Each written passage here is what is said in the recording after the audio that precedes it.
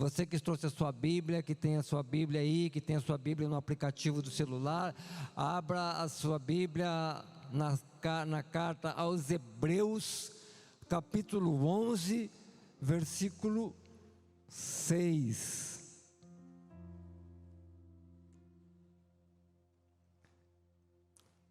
Carta aos Hebreus, capítulo 11, versículo 6.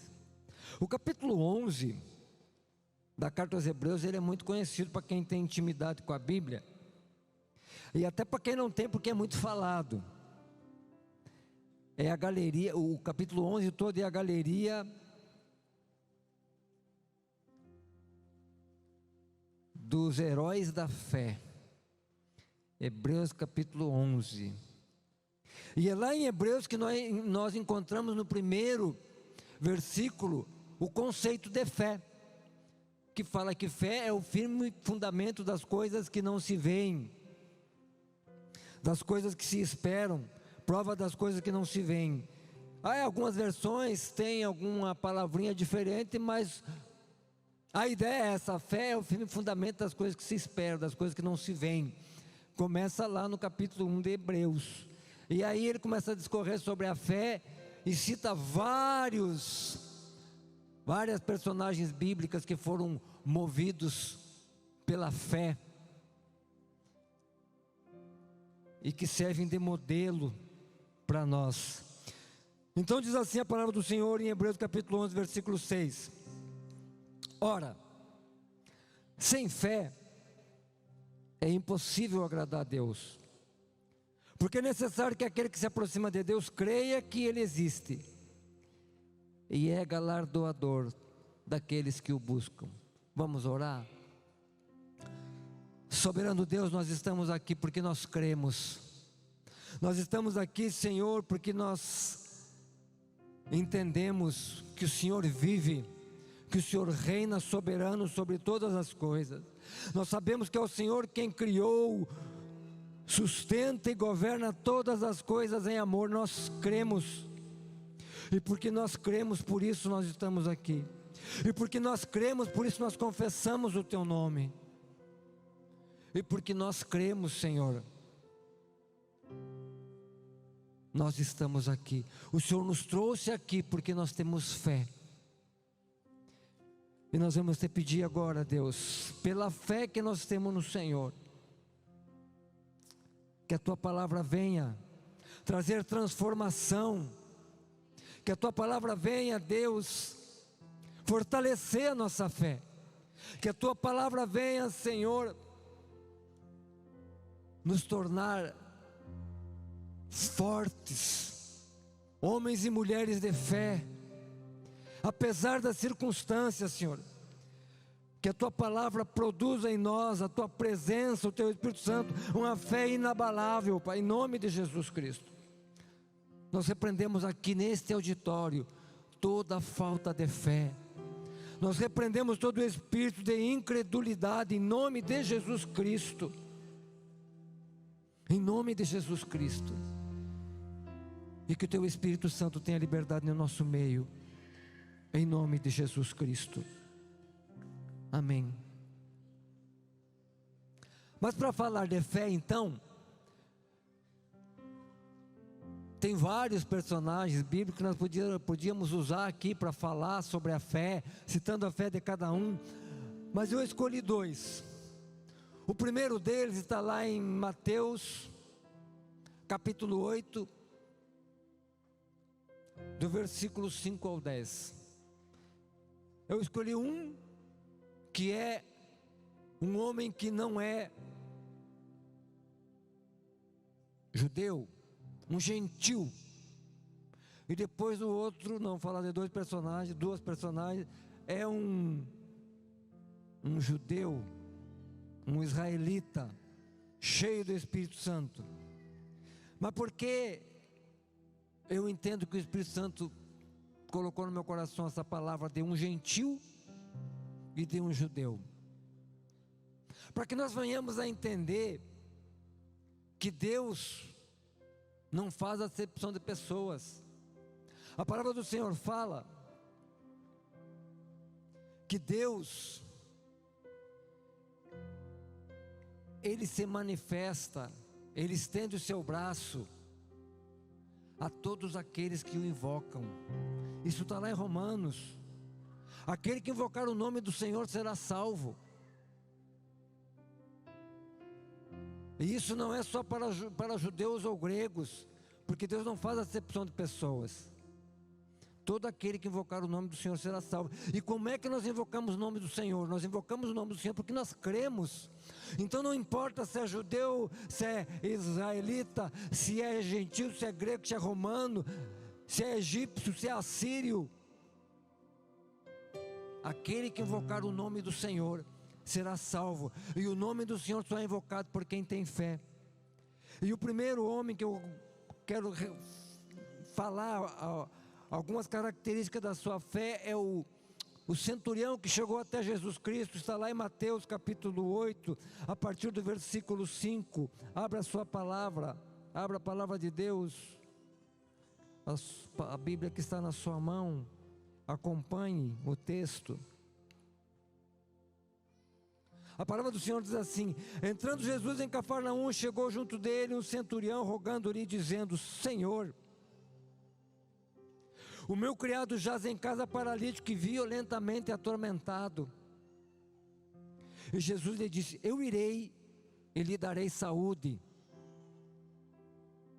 E o centurião respondendo disse: Senhor, eu não sou digno de que entres debaixo do meu telhado, mas dize somente uma palavra e o meu criado há de sarar.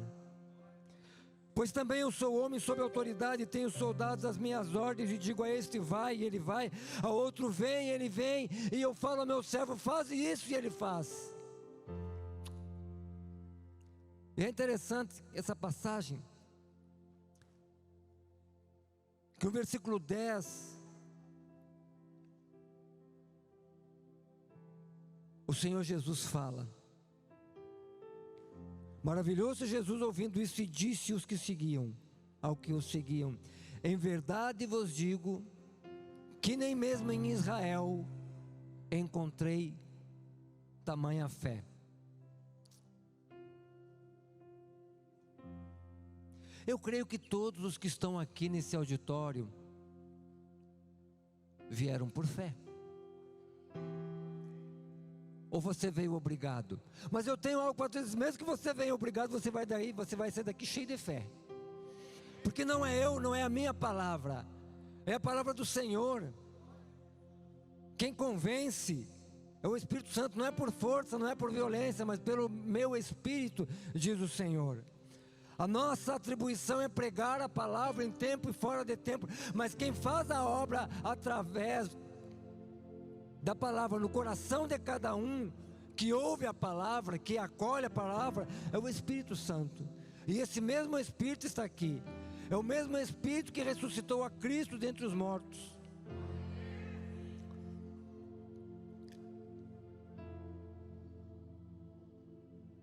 A Bíblia não relata se esse centurião não fala do nome dele. A Bíblia não relata, os escritos não relatam se esse centurião teve alguma outra experiência com Deus anterior a essa que ele está tendo com Jesus Cristo. O texto paralelo no Evangelho de Lucas, Lucas capítulo 7, do versículo 1 a 10, o texto paralelo conta a mesma história de uma maneira diferente. Aqui em Mateus, o escritor de Mateus fala que o centurião, ele próprio foi até Jesus Cristo falar com o Senhor. No relato de Lucas, ele fala que ele enviou uma comissão de anciãos falarem com o Senhor. E aí eu fui ver, fui estudar, fui procurar por que essa diferença. No Evangelho de Lucas, a interpretação que dão é que ele não se tornou digno nem de ir falar com o Senhor, mas ele manda uma comissão de anciãos falar com Jesus Cristo para interceder pelo centurião que estava intercedendo pelo seu servo. E é interessante que essa comissão, esses anciãos eles chegam para Jesus no Evangelho de Lucas e falam: olha, é lícito que seja feito isso que ele pede, porque ele ama a nossa nação. Ele mesmo nos edificou a sinagoga. Mas diferenças à parte, se foi ele que chegou pessoalmente a Cristo ou ele mandou uma comissão interceder, existe uma parte desse relato que é a mesma nos dois evangelhos, que é a argumentação do centurião quando Jesus fala que ele vai até a casa dele para o criado ser curado. Nos dois evangelhos é relatado que o centurião fala: Senhor, eu não sou digno que entres em minha casa, mas dá uma palavrinha só, diz uma palavra somente, e o meu criado há de ser salvo, porque eu sou homem que estou sob autoridades, e também tenho soldados sobre o meu comando. Eu digo para um, vai, ele vai. Eu digo para outro, vem, ele vem. Eu falo para o meu servo, faz isso, ele faz isso. Se nós formos pesquisar a disciplina do exército romano, era inadmissível não cumprimento de ordens. A disciplina era severa para não cumprimento de ordens. Ordem de superior, então, meu Deus do céu. Quem tiver curiosidade, procura na internet depois. Era uma disciplina muito rígida. A pena era muito rígida para não cumprimento de ordens. É só se nós formos ver no final do Evangelho de Mateus, o relato fala que os guardas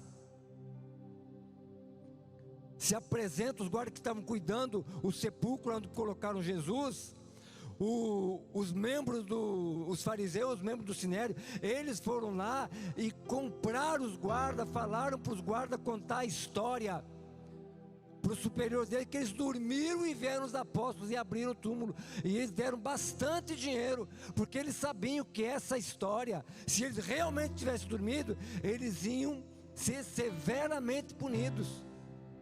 Severamente punido. Então o próprio Sinédrio, os fariseus, eles protegeram os guardas para eles contarem essa história, que se sabe que não foi isso que aconteceu. Eles não dormiram, simplesmente Jesus Cristo ressuscitou mesmo e saiu, mas eles tinham que inventar essa história. Tal então era a disciplina para não cumprimento de ordens.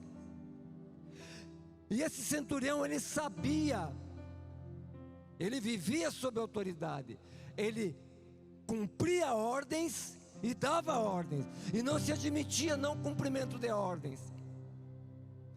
Agora tu imagina, esse centurião chegou para Jesus Cristo e falou isso: Senhor, dá uma só palavra. Ele reconhecia a autoridade de Cristo, e eu entendo que no pensamento desse centurião seria mais impossível não cumprir uma ordem que saísse da boca do próprio Jesus Cristo. Então ele chega para Jesus e relata a noção que ele tem de autoridade. Então quem vive sob autoridade e também tem autoridade sobre os seus ombros, não tem dificuldade em obedecer, não tem dificuldade em respeitar ou reconhecer a autoridade dos outros. Esse centurião então, ele chega para Jesus com esses conceitos. Ora, se eu, que sou um ser humano, obedeço a Herodes, obedeço a César, obedeço o general, obedeço o tribuno e não sei mais quem lá, imagina então se essas coisas no mundo terreno, no mundo físico, elas acontecem naturalmente. Imagina aquele que tem autoridade sobre o mundo espiritual. Então ele chegou em Jesus movido por uma fé que foi trabalhada na vida dele, talvez conhecendo já as sinagogas, o rito judeu, mas também pela sua disciplina e cumprimento de ordem. É interessante que o servo do centurião estava, ele fala que ele estava paralítico e violentamente atormentado. Tem situações que às vezes nós não temos mais a quem recorrer. Mesmo aquelas pessoas que não têm uma prática constante de fé na palavra, ou que não tem uma prática constante de ir na igreja, chega a determinadas situações que ela só tem uma saída, só tem um que pode resolver. E o centurião chegou nessa situação. Ele tinha autoridade sobre ele, César era autoridade sobre ele, Herodes era autoridade sobre ele, mas nem Herodes nem César ia resolver o problema dele.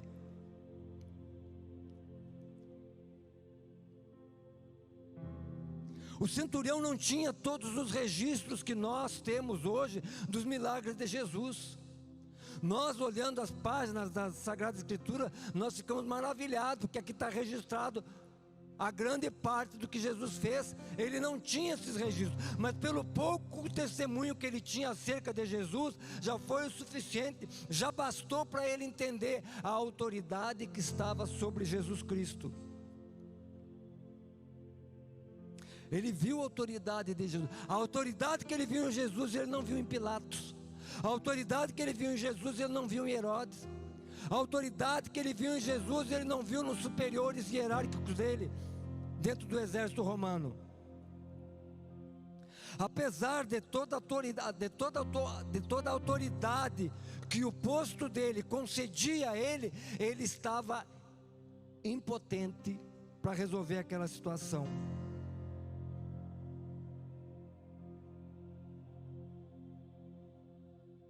Ele tinha um anseio, ele tinha um desejo.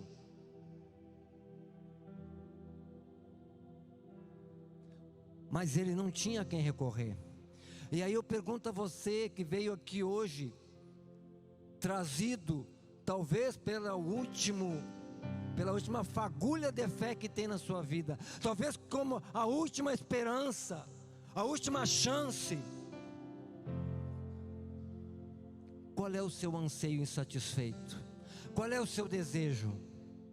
Talvez você tenha vindo aqui hoje como última esperança, como última chance, por uma fé que já está abalada, por uma fé que já está toda fragilizada, por ter colocado fé em homens, colocado a sua fé em pastores, em líderes, e falhou. Talvez por causa da sua sinceridade na sua fé, você tenha sido extorquido por causa da sua fé. Talvez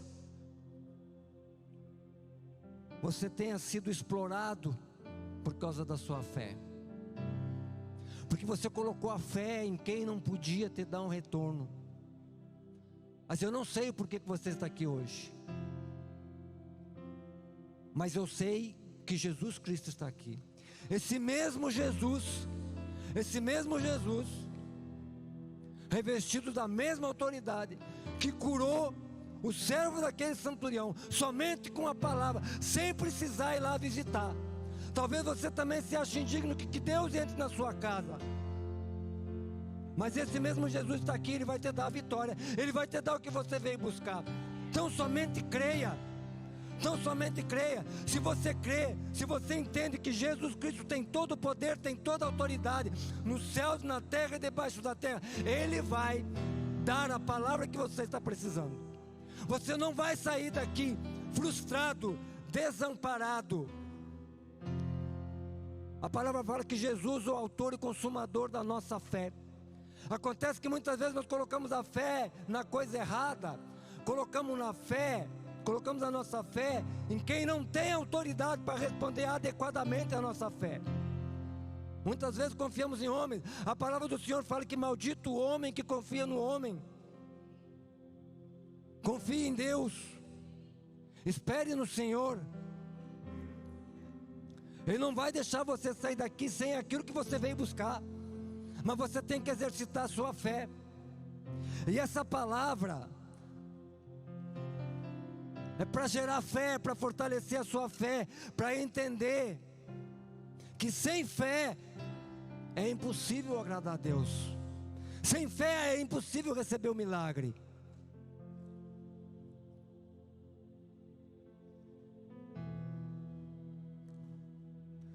Dize uma palavra somente, e o meu servo há de ser curado.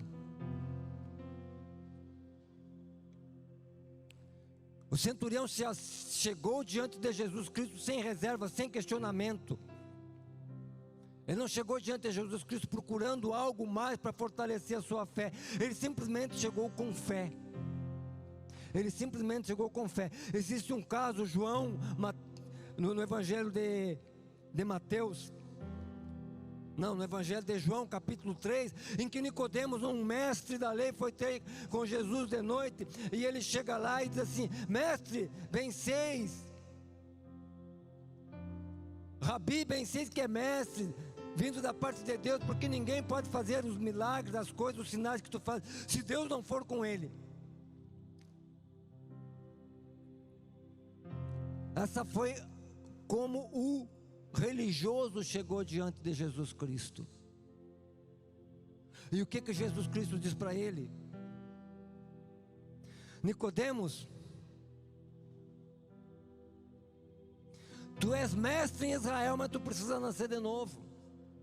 Tu não consegue discernir as coisas espirituais, porque se nós falamos das coisas terrenas, você não acredita. Como é que você vai acreditar se eu falar das coisas celestiais?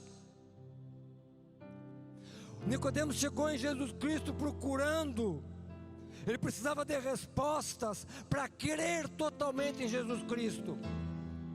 O centurião não chegou diante de Jesus Cristo procurando respostas para crer em Jesus Cristo, para crer totalmente em Jesus. Ele chegou em Jesus Cristo crendo que Jesus era a resposta para a demanda dele. Então, quando nós chegamos a Jesus Cristo, nós temos que chegar pela fé, crendo que Ele é a resposta, crendo que Ele é a solução. Essa foi a posição do centurião. Ele chegou diante de Jesus, sabendo, crendo que somente Ele tinha autoridade para fazer aquilo que ele precisava. E ele recebeu a sua resposta, e ele recebeu o seu milagre. E é isso que Jesus quer fazer na sua vida hoje. Não importa se você se acha indigno, se você se acha que Deus não olha para você, você acha que você está desamparado, você acha que Deus virou as costas para você. Onde foram parar as promessas, a sua esperança? Jesus quer renovar todas essas coisas. O Espírito Santo quer te trazer à memória aquilo que dá esperança. O Espírito Santo quer ressuscitar sonhos aqui nesse momento. E essas coisas só vêm através da fé. Creia tão somente. Então, primeiramente, nós temos o exemplo que nós temos do centurião, é que ele chegou diante de Jesus, crendo totalmente que Jesus era a resposta, que Jesus era a solução. Um outro personagem bíblico que eu quero trazer, e que nos ensina que nós temos que, para a edificação da nossa fé, nós temos que andar em comunhão com Deus, temos que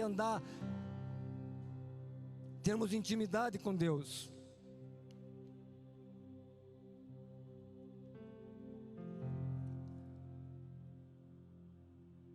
Ter uma atitude de fé. Ter uma atitude de fé é se relacionar com Deus. Se relacionar com Deus. Quando nós temos intimidade com Deus, a nossa fé é edificada. Quando nós nos relacionamos com Deus, a nossa fé é fortalecida. Quando nós não nos relacionamos com Deus,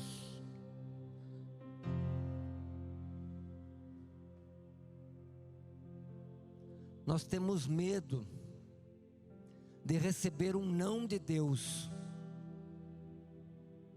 porque a nossa fé é frágil, a nossa fé se abala com o não de Deus, e nem sempre Deus vai dizer sim para nós.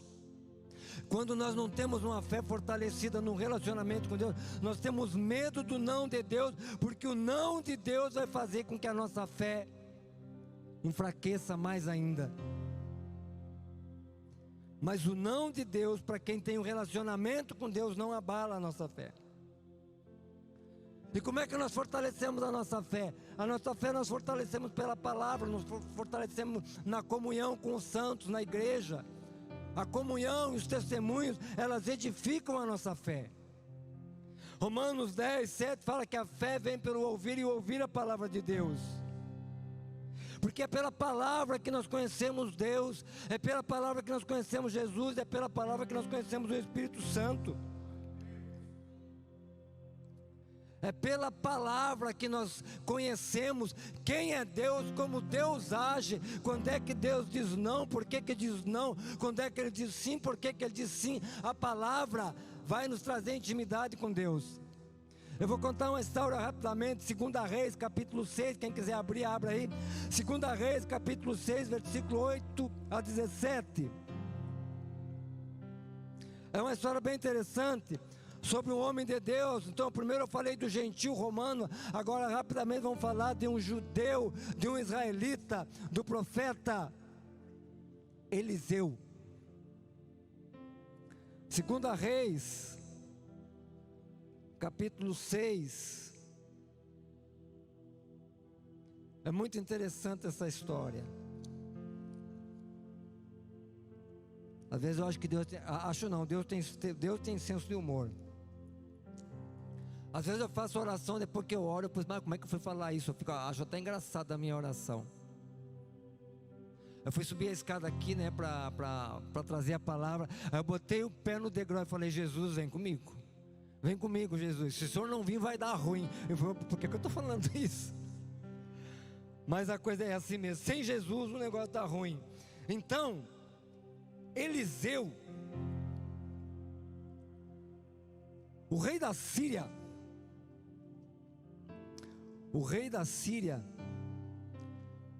ele estava em guerra com Israel. Só que ele fazia os planos dele. Nós vamos montar o acampamento em tal e tal lugar. Só que Deus falava para o profeta. E o profeta ia lá e falava para o rei de Israel. E alertava Israel, o rei da Síria vai montar acampamento em tal lugar. Te cuida. Aí o rei de Israel se cuidava, não passava, tomava as medidas necessárias para que o rei da Síria não obtivesse êxito nas suas campanhas. E isso aconteceu uma, duas, não sei quantas vezes. A Bíblia não diz quantas, mas aconteceu várias vezes. O rei da Síria ficou, vou usar um termo bacana, que ficou bolado. Tem espião no nosso meio, só pode. E aí ele reuniu os seus assessores, os seus generais e falou, eu quero saber quem é o espião, quem é do meio do nosso povo, que é pelo rei de Israel.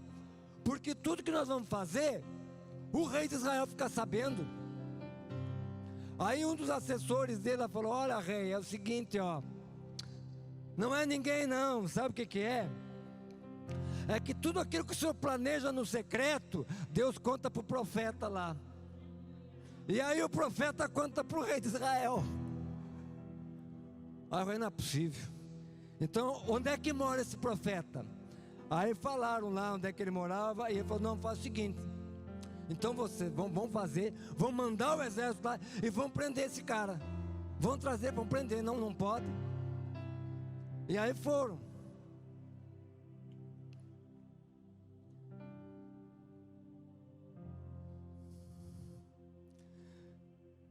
Aí o exército cercou a cidade, que é uma cidade chamada de Dotã. Então ele enviou para lá cavalos e carros e um grande exército, os quais chegaram à noite e cercaram a cidade. Eu estou lendo aqui 2 Reis 6, versículo 15. E o servo do homem de Deus se levantou muito cedo e saiu. O servo era o ajudante lá, o aprendiz do profeta. E ele saiu e ele viu que um exército tinha cercado a cidade, com cavalos e carros. Então o servo lhe disse: ah, meu senhor, que faremos? Não estou zoando, não é zoação, mas eu vou usar um termo bem atual. Imagina o profeta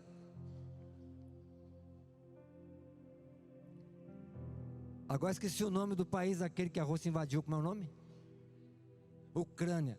Imagina o profeta na Ucrânia, ele se levanta e olha assim e diz: ah, meu Deus, o exército russo cercou toda a cidade, e agora? Mas Eliseu estava numa tranquilidade, estava numa calma, ele nem esquentou a cabeça.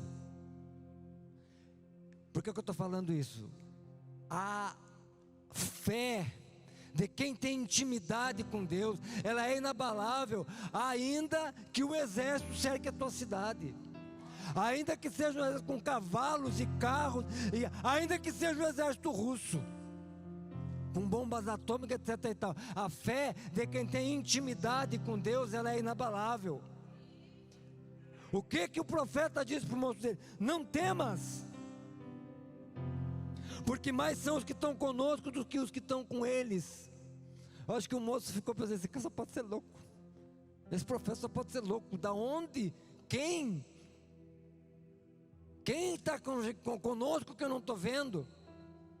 Tem um salmo bem interessante, que é o Salmo 46, o último versículo do Salmo 46 fala assim: o Senhor dos exércitos está conosco, Deus de Jacó é o nosso refúgio. Eu li isso aqui, é o primeiro versículo que me veio na cabeça. Aí o que Eliseu fez? Eliseu orou e disse ao Senhor: peço-te-lhe que abra os olhos para que veja. E o Senhor abriu os olhos do moço e viu, e eis que o monte estava cheio de cavalos e carros de fogo em redor de Eliseu. Essa é a segurança de quem tem fé. Eu posso não ver, mas pela fé eu sei que o Senhor é quem me guarda, é o Senhor quem me cerca de cuidado, apesar das circunstâncias. Eliseu tinha histórico, Eliseu herdou, vamos dizer assim, herdou a unção de Elias. Ele andou com Elias, e ele andou com Elias até Elias ser arrebatado, levado para uma carruagem de fogo. E do que sobrou de Elias foi a capa de Elias que ele pegou para ele. Capa, unção, autoridade. Se nós formos ver o relato bíblico, Eliseu fez o dobro de milagres que Elias. Ele tinha histórico, ele conhecia o Deus que Elias servia, e ele teve experiência no Deus que ele está servindo. Aí eu pergunto: quantos de nós estamos aqui que nós conhecemos o Deus dos nossos avós, o Deus dos nossos pais, e quando chegou em nós a coisa apagou? Porque nós nos envolvemos com tantas coisas que perdemos a intimidade com Deus. Deus é um Deus geracional, é Deus de Abraão, de Isaac e de Jacó. O que quer dizer isso? A Bíblia não fala que Deus foi o Deus de Abraão, Deus foi o Deus de Jacó, Deus foi o Deus de Isaac. Ele fala que Deus é. Então ele continua sendo, do último até hoje. Deus é o Deus de todo aquele que o invoca.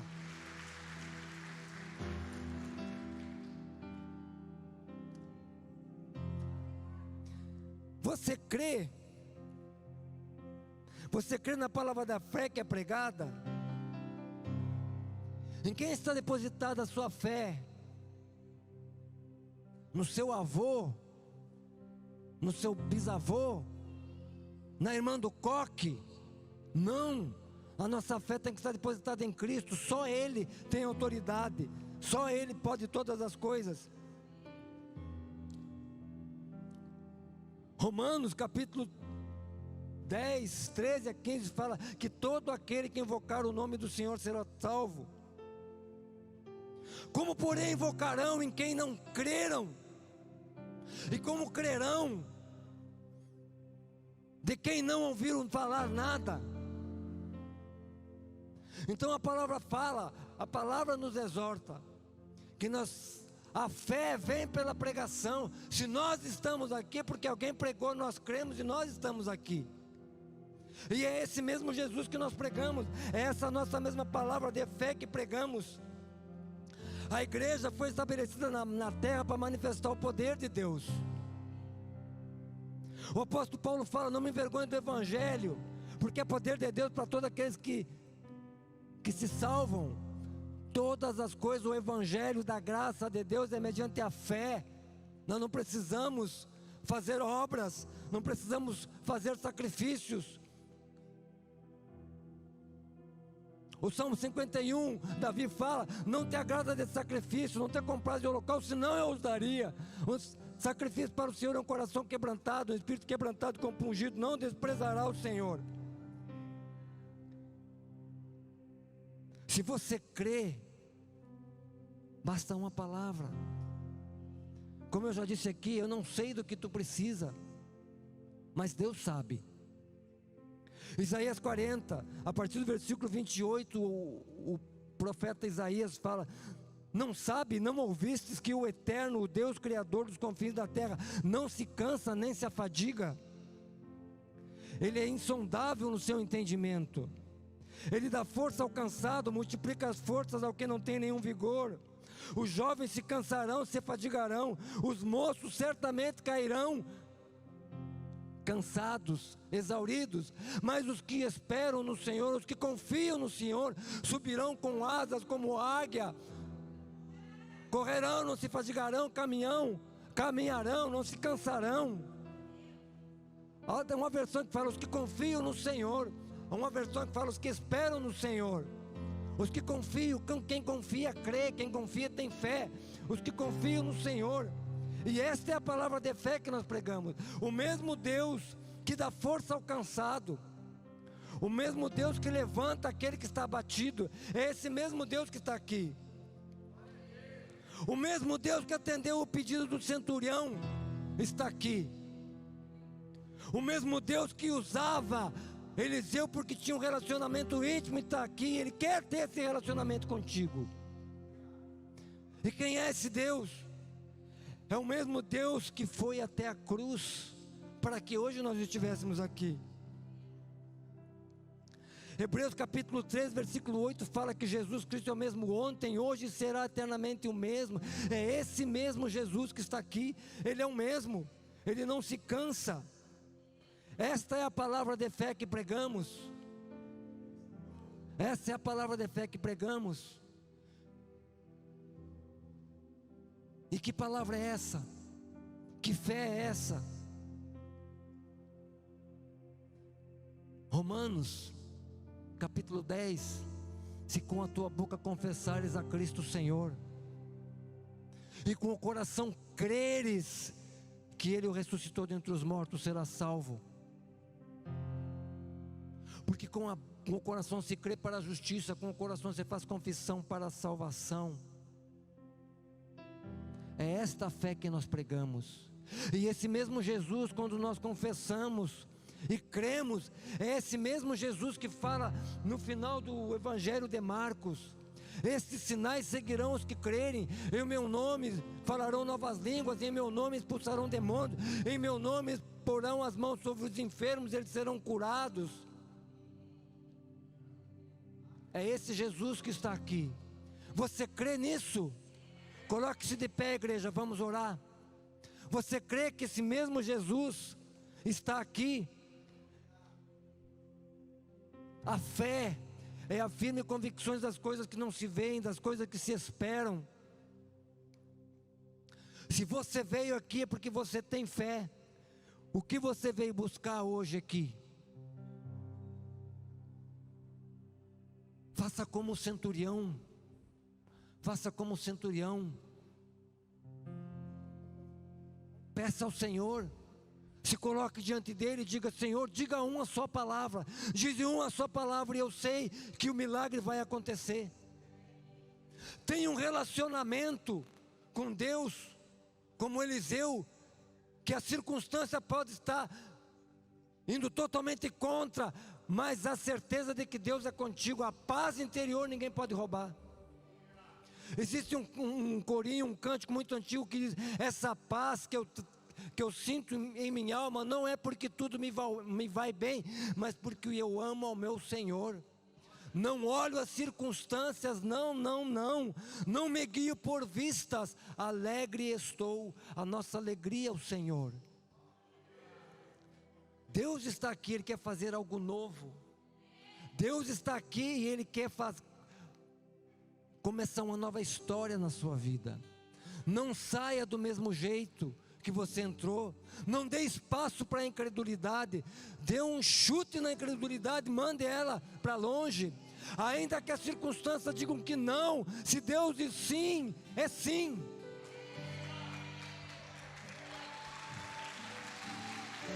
Coloque a mão no seu coração. Coloque a mão no seu coração, faça essa oração comigo. Alto, claro, uma oração de quem tem fé. Uma oração de quem não tem mais a quem recorrer, mas somente a Deus. Porque você já foi enganado, já foi frustrado pelos homens. Agora, dê essa chance para você mesmo, porque Deus está disposto. Deus está disposto, Ele só quer ouvir da sua boca. Repita comigo: Senhor Jesus, eu te recebo como meu Senhor e meu Salvador. Perdoa os meus pecados. Escreve o meu nome no livro da vida. Senhor Jesus, eu que te conhecia e fui para longe, me escondi do Senhor, andei distante, mas hoje eu volto. Me recebe, renovo a minha aliança contigo, em nome de Jesus. Deus, existe um cântico da Cassiane que fala que Deus não rejeita a oração. Olha, tem um Deus, tem um rei de Israel, que Deus mandou ele arrumar a casa dele porque ele ia morrer. E ele deitado mesmo no leito, sem poder se levantar, ele virou para a parede e orou, e pediu a Deus misericórdia, pediu a Deus mais uma chance, e Deus deu mais 15 anos de vida para ele. Se hoje tu acha que é a tua última chance, prove, faça uma prova com Deus, e você vai se surpreender. A sua fé vai ser edificada, porque Deus vai te surpreender, em nome de Jesus Cristo.